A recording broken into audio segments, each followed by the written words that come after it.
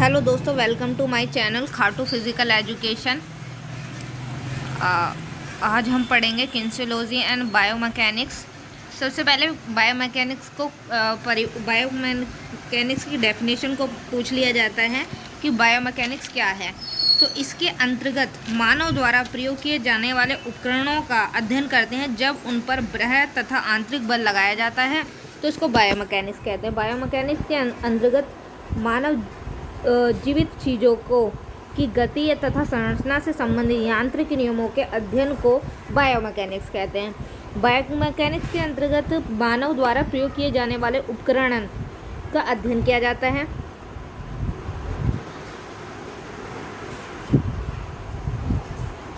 Biomechanics यह परिभाषित करता है कि मस्कुलरेटर सिस्टम में विभिन्न बल कैसे लगाए जाते हैं और शरीर के ऊतक इन बल पर कैसे प्रतिक्रिया करते हैं। शरीर के जो ऊतक होते हैं वह इन बल पर क्या प्रतिक्रियाएं करते हैं। बायोमैकेनिक्स शरीर की वास्तविक गति, शरीर के विभिन्न अंगों और उनके एक दूसरे के साथ चलने के तरीकों पर ध्यान केंद्रित करता है। पेपर में 1 नंबर का क्वेश्चन आएगा, बायोमैकेनिक्स क्या है। तो बायोमैकेनिक्स है मानव द्वारा प्रयोग किए जाने वाले उपकरणों की गति या संरचनाओं का अध्ययन ही बायोमैकेनिक्स है। अब डेफिनेशन पूछता है किनेसियोलॉजी क्या है।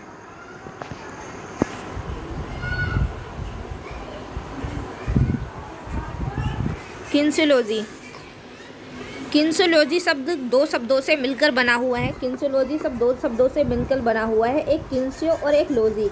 किनेसियो का अर्थ होता है चलना या गति करना और लॉजी का अर्थ होता है अध्ययन करना।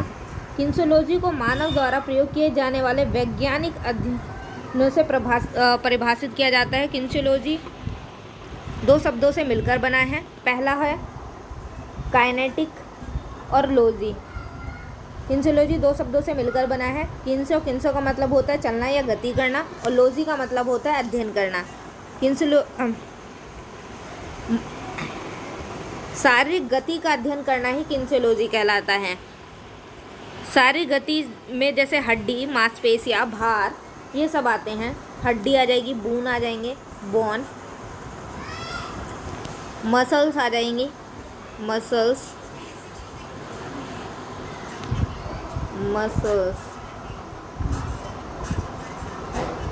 आ जाएंगी, बोन आ जाएंगे, मसल्स आ जाएंगी, जोड़ आ जाएंगे, जॉइंट्स आ जाएंगे, जॉइंट्स। तो 1 नंबर का किनेसियोलॉजी के जनक कौन है। तो किनेसियोलॉजी के जनक अरस्तु हैं। अरस्तु ही गति विज्ञान के जनक हैं। पहली डेफिनेशन तो हमने पढ़ा कि बायोलॉजी क्या है। बायोलॉजी का अर्थ होता है उपकरणों का अध्ययन, मानव द्वारा प्रयोग किए जाने वाले उपकरणों का अध्ययन बायोलॉजी कहलाता है। और किनेसियोलॉजी शब्द 2 शब्दों से मिलकर बना हुआ है। किनेसियोलॉजी शब्द 2 शब्दों से मिलकर बना हुआ है। पहला किनेसियो, दूसरा लॉजी। किनेसियोलॉजी में शारीरिक गति का अध्ययन किया जाता है।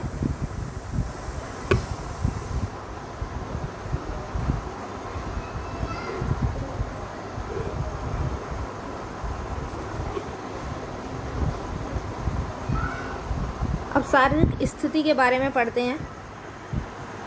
आपको दिख रहा होगा, तो इसको थोड़ा बड़ा कर लेते हैं।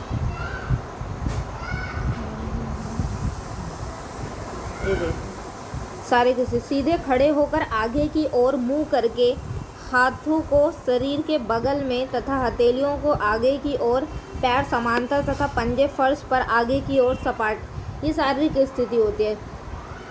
अग्र क्या होता है। अग्र शरीर के सामने की ओर, अग्र मतलब सामने की तरफ। उरोस्थि रीढ़ की हड्डी के सामने होती है। उरोस्थि कैसी होती है, रीढ़ की हड्डी के सामने होती है। पश्य पीछे मतलब शरीर के पीछे। अग्र शरीर के सामने, पश्य शरीर के पीछे। हेमरिस्टिक मसल्स जो होती है वो पश्य मतलब पीछे होती है, मांसपेशियों का हिस्सा होती है।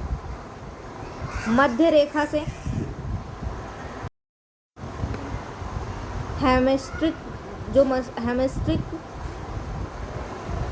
पश्य होती है, मांसपेशियों का हिस्सा होती है।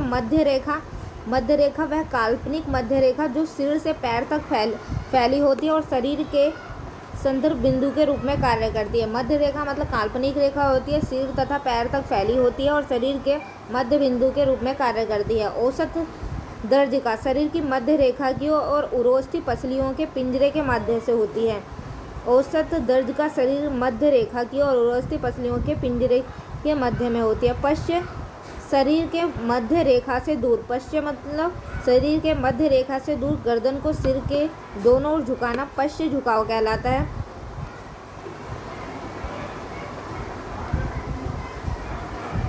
श्रेष्ठ सिर के और ऊपर, सिर गर्दन से श्रेष्ठ है। अवर पैरों की ओर नीचे, डायफ्राम हृदय से नीचे होता है। समीप पश्च धड़ के करीब या उसकी ओर, कोहनी हाथ के समीप। दुर्देश धड़ से दूर, पैर की उंगलियां और घुटने से दूर।